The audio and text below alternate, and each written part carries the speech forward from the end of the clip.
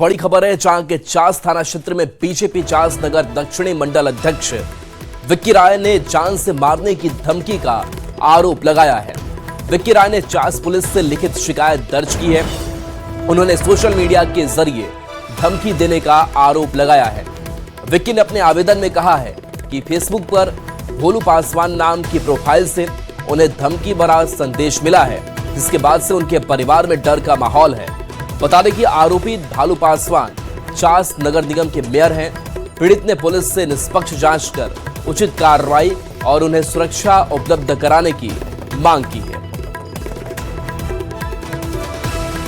रहा था कि कई लोगों ने शेयर कर रहे थे और उस पोस्ट पे मुझे धमकी कि मारा जाए, ये किया जाए, वो किया जाए, और मेयर साहब का इस पे कोई प्रतिक्रिया कुछ नहीं था। इसका मतलब तो मैं व्यक्तिगत रूप से मानूंगा कि इस पे मौन सहमति हमारे मेयर साहब की है। भाई मैं एक आम नागरिक हूं, मैं पुलिस के पास वही गुहार लगाने के लिए आया हूं कि पहले भी कई लोगों के साथ उनका वो ऐसा व्यवहार रह चुका है, मेरी जान माल की सुरक्षा की जाए, यही अनुरोध करने के लिए मैं थाना के शरण में आया हूं। क्या पोस्ट पार्टी का कार्यकर्ता हो, सामाजिक कार्यकर्ता हो, जनप्रतिनिधि पर आरोप लगना लाजिमी है।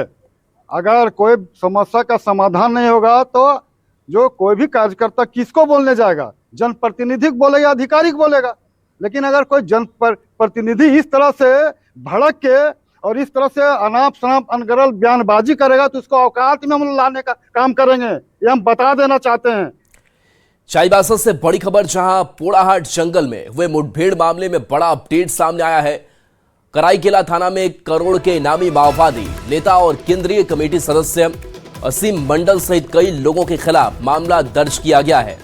19 मई को सोनुआ कराईकेला सीमा क्षेत्र के केड़ाबिर और दुर्गादा पहाड़ियों में सुरक्षा बलों और माओवादियों के बीच मुठभेड़ हुई थी। इस मुठभेड़ में असीम मंडल के साथ अन्य नक्सली भी शामिल थे, जिनके खिलाफ अब केस दर्ज किया गया है। आशंका जताई जा रही है कि असीम मंडल पश्चिम बंगाल की ओर भागने की कोशिश में है, जबकि उसका दस्ता जंगलों में सक्रिय है और सुरक्षा बलों का सर्च ऑपरेशन भी इधर जारी है। बोकारो से बड़ी खबर है, जहां रेलवे कॉलोनी में लाखों की चोरी हुई है। जेवर और नकदी के साथ चोर फरार हो गया। बंद क्वार्टर का ताला तोड़कर इस चोरी की बड़ी वारदात को अंजाम दिया गया है। 28,000 रुपए नगद की भी चोरी हुई है।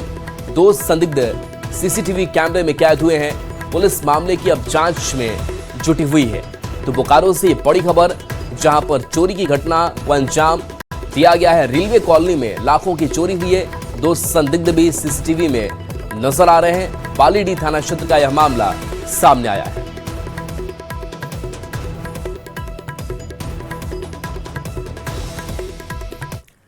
देश भर के आदिवासी आज दिल्ली के लाल किला मैदान में जुट रहे हैं, जहां जनजाति सुरक्षा मंच द्वारा जनजाति संस्कृति समागम का आयोजन किया गया है। इस कार्यक्रम में झारखंड से भी बड़ी संख्या में आदिवासी नेता रवाना हुए हैं। इधर झारखंड में इस आयोजन को लेकर सियासत भी तेज हो गई है। राज्य के पूर्व मुख्यमंत्री चंपाई सोरेन ने डीलिस्टिंग की जरूरत बताई है और गठबंधन सरकार पर आदिवासियों की अनदेखी का आरोप लगाया।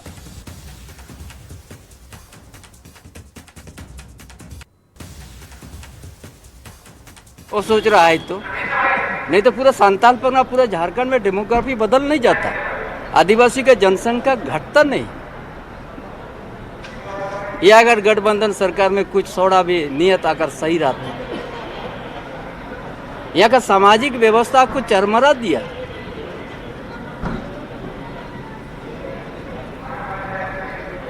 आदिवासी सुरक्षित नहीं है। झारखंड की राजनीति में आदिवासी मुद्दे को लेकर सियासी घमासान तेज हो गया है। पूर्व मुख्यमंत्री चंपाई सोरेन के आदिवासी असुरक्षित वाले बयान पर कांग्रेस ने पलटवार किया है। प्रदेश प्रवक्ता राकेश सिन्हा ने कहा कि आदिवासियों को खतरा बीजेपी और केंद्र सरकार की नीतियों से है। अपने कार्यकाल में उन्होंने आदिवासी हित में क्या किया, इसका जवाब देना चाहिए। भारतीय जनता पार्टी के कारण है, केंद्र सरकार की गलत नीतियों के कारण है। सिर्फ आदिवासी समागम के नाम पर इवेंट मैनेजमेंट का काम भारतीय जनता पार्टी कर रही है। चंपाई सोरेन जी इस राज्य के मुख्यमंत्री रहे हैं, तो बताएं ना कि अपने मुख्यमंत्रित्व काल में आदिवासियों के लिए चंपाई सोरेन जी ने क्या किया। चंपाई सोरेन जी भाषण तो जरूर दे रहे हैं, लेकिन जब हमने रांची से बड़ी खबर, जहां गुरिंदर वीर सिंह भारत के तेज धावक बने हैं। 100 मीटर दौड़ में 10.09 सेकंड में ये दौड़ उन्होंने पूरी की। फेडरेशन कप चैंपियनशिप में रिकॉर्ड बनाया है। पंजाब के गुरिंदर वीर ने रिकॉर्ड तोड़ा है। अनिमेश कुजूर का नेशनल रिकॉर्ड इन्होंने तोड़ा है। अनिमेश ने सेफा में रिकॉर्ड बनाया था। बता दें कि तब 10.15 सेकंड निकालकर रिकॉर्ड बनाया। तो बड़ी खबर रांची से बता रहे हैं, जहां गुरिंदर वीर सिंह भारत के तेज धावक बने हैं। 100 मीटर दौड़ में उन्होंने ये नाम अपने किया है। इस उपलब्धि को 10.09 सेकंड में दौड़ पूरी की है।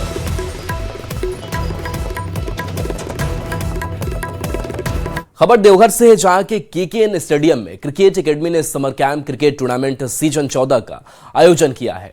यह टूर्नामेंट 24 मई से 14 जून 2026 तक चलेगा, जिसमें अंडर 10, अंडर 14, अंडर 16, अंडर 19 और अंडर 23 के खिलाड़ी हिस्सा ले रहे हैं। टूर्नामेंट को लेकर खिलाड़ियों और अभिभावकों में काफी उत्साह देखने को मिल रहा है। छोटे छोटे बच्चों का समर टूर्नामेंट किया जा रहा है। ये हर साल होता है। ये अमरिंदर जी का कैंप का है टूर्नामेंट, जो कि हर साल करता है, और अमरिंदर करवाते हैं। इससे लड़के बहुत प्रोत्साहित होते हैं और इनको इस टूर्नामेंट का इंतज़ार रहता है साल भर। इसके लिए ये लोग रात दिन प्रैक्टिस करते हैं, मेहनत करते हैं और यहाँ पे अपना प्रदर्शन करते हैं अच्छे सौहार्दपूर्ण माहौल में। लीग हो रहा है, ये अच्छा है। और यहीं से मतलब और जो जूनियर हम लोग का जूनियर जो है उससे और वो लोग को सीखने मिलता है। और हमारे जो एसोसिएशन के सब आदमी ये मेंबर सब हैं, वो लोग भी बहुत अच्छे हैं, सपोर्ट करते हैं हम लोग को। और ये सब जो लोकल टूर्नामेंट होता है, ये सबसे और हम लोग को कुछ सीखने मिलता है। झारखंड में इलेक्ट्रिक वाहनों को बढ़ावा देने के लिए नई ईवी पॉलिसी पर काम तेज हो गया है। परिवहन सचिव वरुण रंजन ने बताया कि पॉलिसी का प्रस्ताव तैयार है और जल्द इसे लागू करने की तैयारी है। सरकार का फोकस सिर्फ ईवी खरीद पर नहीं, बल्कि चार्जिंग स्टेशन और बैटरी सपोर्ट सिस्टम को मजबूत करने पर भी है। अधिकारियों के अनुसार अगले 1 साल में झारखंड को ईवी इंफ्रास्ट्रक्चर में पूर्वी भारत के अग्रणी राज्यों में शामिल करने का लक्ष्य है। अभी हम विभाग के स्तर पे ईवी को लेकर के बहुत ही गहन चर्चा कर रहे हैं और जल्दी ही हम राज्य में एक ऐसी पॉलिसी लाएंगे, एक ऐसा संकल्प लाएंगे। हम अपने प्रस्ताव को सरकार के पास भेजेंगे, जिसमें कि ईवी के लिए समस्त जो हमारे जो सिटीजन्स हैं जो ईवी खरीदते हैं, चाहे वो ट्रांसपोर्ट व्हीकल्स हो या मैन्ड व्हीकल हो, आप पर्सनल यूज करने को लेकर के करें, उसके लिए आपको एक बड़ी राहत बहुत ही जल्दी मिलने वाली है। तो हम उस पर बहुत ही तेज गति से काम कर रहे हैं। और दूसरी जो महत्वपूर्ण चीज है ईवी को लेकर, वह है इसकी इंफ्रास्ट्रक्चर। जामताड़ा डीसी आलोक कुमार ने नारायणपुर प्रखंड सह अंचल कार्यालय, सीएचसी और जेएसएफसी खाद्यान्न गोदाम का औचक निरीक्षण किया। इस दौरान उन्होंने अधिकारियों और कर्मियों की कार्यशैली, साफ सफाई, जन सुविधाओं और रिकॉर्ड संधारण की गहन समीक्षा की और कई जरूरी निर्देश दिए। अस्पताल में रोशनी और एम्बुलेंस व्यवस्था सुधारने के निर्देश दिए गए। दवा रिकॉर्ड में गड़बड़ी मिलने पर जवाब तलब किया गया। वहीं गोदाम में खाद्यान्न को सुरक्षित रखने का निर्देश भी दिया। मुख्यालय और सीएचसी नारायणपुर का निरीक्षण किया। तो निरीक्षण के क्रम में जो कुछ डायरेक्शंस दिए गए हैं, चाहे वो हॉस्पिटल को कैसे मेंटेन करके रखना है, साफ़ सफाई कैसे रखना है। इसके अलावा प्रखंड में भी हम लोग, जैसा आप लोगों को पता भी होगा, हर पंचायत में हमारे सीनियर ऑफिसर्स जा रहे हैं और पंचायत में जो भारत सरकार की और राज्य सरकार की योजनाएं चल रही हैं, उसको कैसे क्रियान्वयन किया जा रहा है, ग्राउंड लेवल पे उसकी इफेक्टिवनेस कितना है, वो हम। धनबाद से बड़ी खबर, जहां टुंडी में हाथियों का आतंक देखने को मिला है। हाथियों ने जमकर उत्पात मचाया है। देर रात 35 हाथियों का झुंड घुसा, स्कूल को तोड़ा और अनाज को खाया। रामलाल मुर्मू के घर को बर्बाद किया है। घर के सदस्य जान बचाकर भागे हैं। ग्रामीणों में दहशत का माहौल बना हुआ है।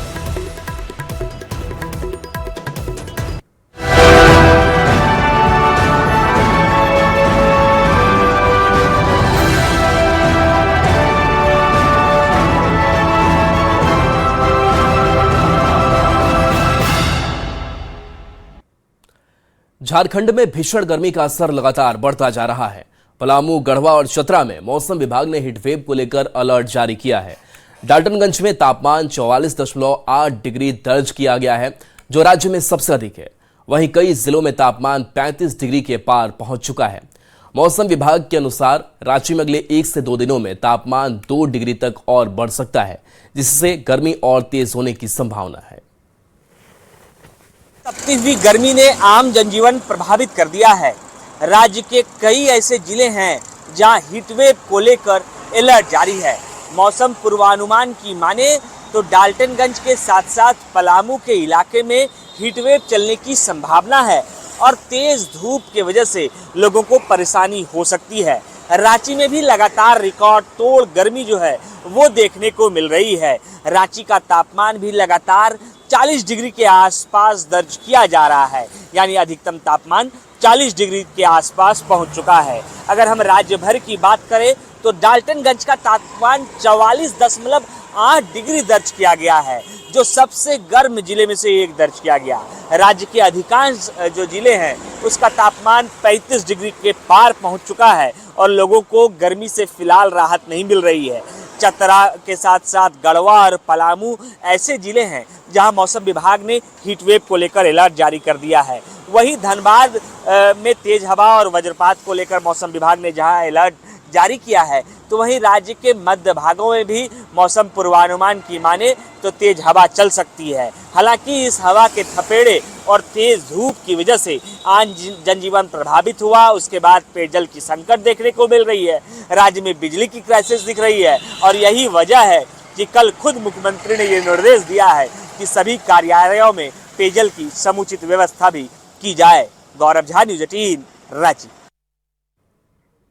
रांची से बड़ी खबर है, जहां बिजली के तार में आग लग गई। लोड बढ़ने के कारण यह आग लग गई। बिजली के केबल में आग लगी। मौके पर विभाग के कर्मी पहुंचे। काके रोड शिवपुरी में यह आग लग गई थी। तो देखिए, चूंकि गर्मी का मौसम है और ऐसे में लगातार लोड बढ़ता जा रहा है और इसी कारण आग लग गई। बिजली की केबल में आग लग गई। हालांकि समय रहते मौके पर विभाग के कर्मी पहुंचे। ये तस्वीर आप देखिए, जहां इस केबल में आग लगी हुई दिखाई दे रही है। काके रोड शिवपुरी में ये आग लगी थी। विभाग के कर्मी मौके पर पहुंचे थे और इसके बाद से इस करंट को दुरुस्त किया गया, तार को दुरुस्त किया गया।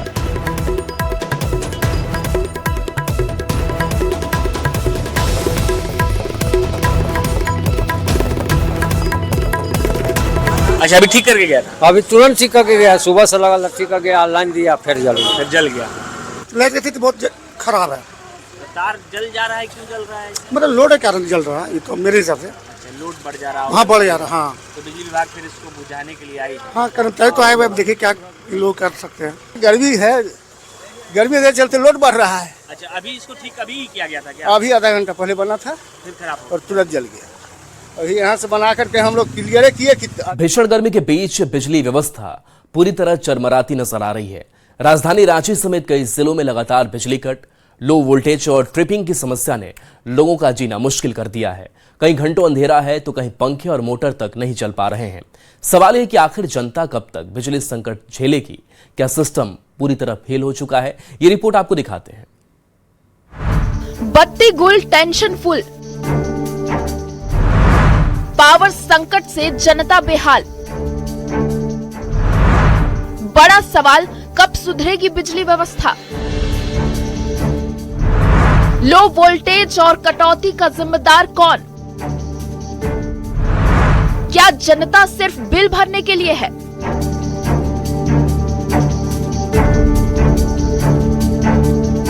ये तस्वीरें राजधानी रांची की हैं, जहां बिजली अब सुविधा नहीं, सबसे बड़ी समस्या बन चुकी है।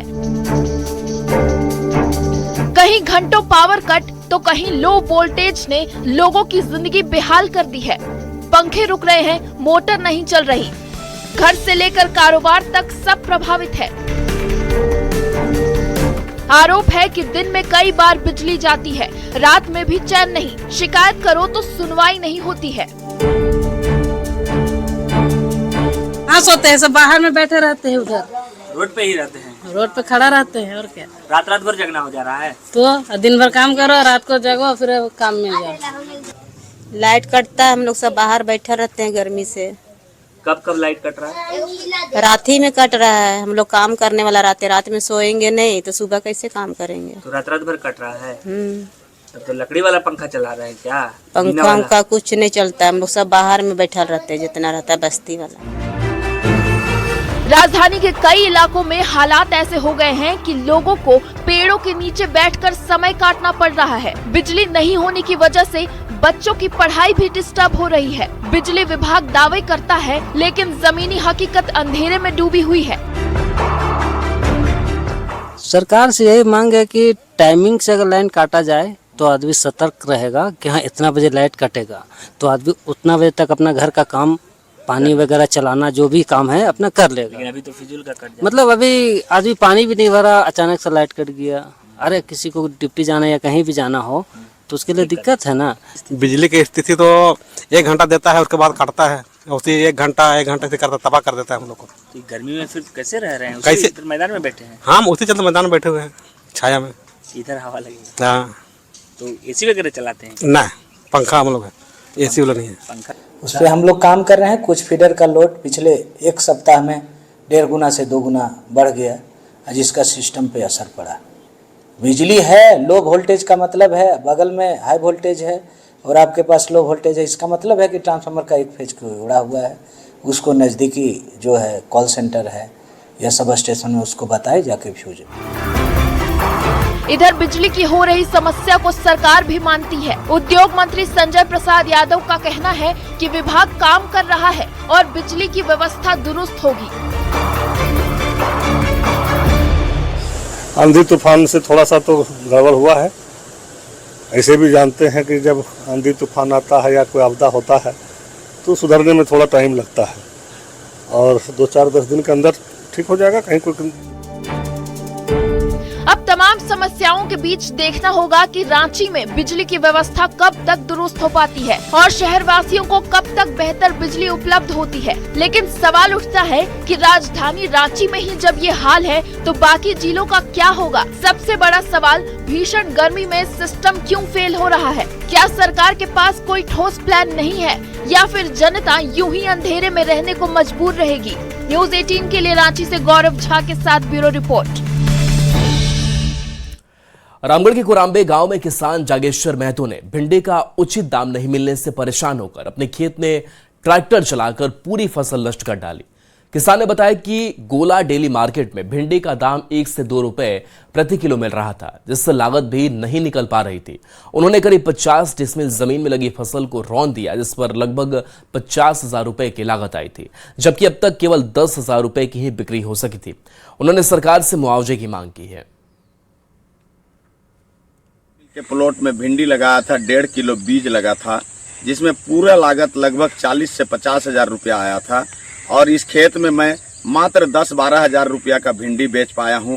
और बाजार में मार्केट में 2 रुपया, 1 रुपया, 3 रुपया किलो भिंडी हो गया है। गोला डेली मार्केट का दशा बहुत खराब है, और डीजल पेट्रोल का दाम बढ़ने के कारण डीजल व्यापारियों को नहीं मिल पा रहा है, गाड़ी वाले को नहीं मिल पा रहा है। वो लोग जल्द से जल्द समय से डेली मार्केट नहीं पहुंच पाते हैं, इससे हम लोगों का सब्जी का खरीदारी नहीं हो पाता है। जमशेदपुर के पोटका प्रखंड के हरिना क्षेत्र अब आस्था और पर्यटन का बड़ा केंद्र बनता जा रहा है। करीब 200 साल पुराने मुक्तेश्वर धाम हरिना मंदिर को भव्य रूप दिया जा रहा है। मंदिर के साथ यहां 4 राज्यों में सबसे बड़ा बायोडायवर्सिटी पार्क भी विकसित किया जा रहा है। झारखंड सरकार और वन विभाग करीब 25 करोड़ रुपए की लागत से इस पूरे क्षेत्र को धार्मिक और पर्यटन हब बना रहे हैं। मंदिर परिसर में शिव मंदिर के साथ 11 नए मंदिर बनाए जा रहे हैं। यहाँ पार्क भाई मंदिर के परिसर में तो 9 को मंदिर बन रहा। बाबा के सब मैंने जो ये अब जहाँ खड़े हैं ये विवाह मंडप है, गणेश जी का भी मंदिर बनेगा, और आज विधायक के प्रयास से ये सब कुछ हो रहा है। इसमें 9 को अभी मंदिर बन रहा है। इसमें तो है ये शिव जी का है मंदिर है, माता काली जी का है, उधर गणेश जी का भी है, विवाह मंडप है, पार्वती का मंदिर बनेगा, लक्ष्मी जी का मंदिर बनेगा, सरस्वती का मंदिर बनेगा, शनि मंदिर बनेगा, राम जी का मंदिर बनेगा। तो पहली बार वन विभाग की जमीन में इतने बड़े विकास के काम इस झारखंड में होने को मिल रहा है। इससे पहले झारखंड बनने का कभी नहीं हो पाया।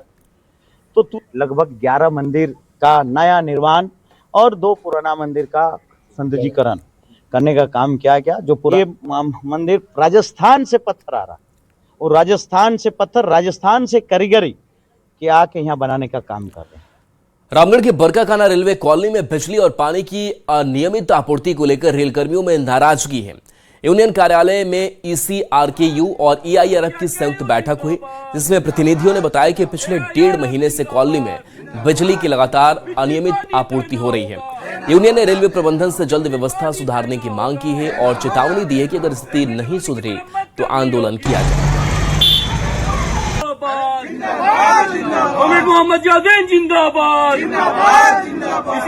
रहता है, कभी रात भर नहीं रहता है, 2-2 4-4 घंटा लगातार कटा रहता है। और पानी की समस्या, इरेगुलर सप्लाई है, पानी टाइम से नहीं मिलता है।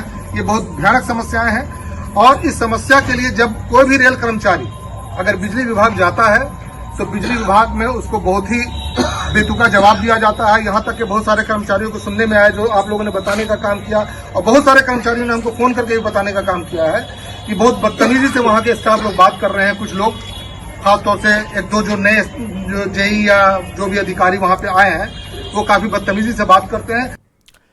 हजारीबाग में इन दिनों शतरंज की बिसात बिछी है, जहां शह और मात का खेल चल रहा है। इसमें 13 राज्य समेत जिम्बाब्वे से लगभग 270 खिलाड़ी हिस्सा लेने के लिए पहुंचे हैं। विनोबा भावे विश्वविद्यालय के मल्टीपर्पज हॉल में मुकाबला रोमांच, रणनीति और उत्साह से भरा हुआ है। देश के विभिन्न राज्यों से आए खिलाड़ी अपनी रणनीति और अनुभव का प्रदर्शन कर रहे हैं। हर बोर्ड पर चल रहे मुकाबलों में खिलाड़ियों की निगाहें बिसात पर टिकी है और हर चाल के साथ जीत की उम्मीदें और मजबूत होती जा रही है। The 4th HTCA chess tournament, and I think that it's pretty incredible. The players are good, and the organizers actually, I can say that it's a top-notch all India tournament. जो अभी नया सीख रहे हैं उनको ये बहुत सारी चीज़ें सीखने की ये अपॉर्चुनिटी मिलती है। और ये जो अभी खेल रहे हैं उनको अपनी रेटिंग खोलने की रहती है, क्योंकि एक FIDE इंटरनेशनल ऑर्गेनाइजेशन से रेटेड वाले हैं। AC हॉल है, वेटिंग के लिए भी बहुत अच्छी फैसिलिटी है। इन्होंने यहाँ पे खाने का भी बहुत अच्छा अरेंजमेंट किया है और बहुत ही अच्छा परफॉर्मेंस। यहाँ पे जो स्टूडेंट्स आए हैं, जो प्लेयर्स हैं, बहुत ही अच्छा खेल रहे हैं। प्लेयर को हराते हैं तो आपका भी रेटिंग खुलेगा और 1400 के आसपास से जो है हमारा रेटिंग खुलता है। और पिछले 5 साल के प्रयास में हजारीबाग में 3 या 4 मात्र रेटेड प्लेयर हुआ करते थे। आज के डेट में अगर आप तलाश करेंगे तो यहाँ करीब 80 रेटेड प्लेयर हो चुके हैं।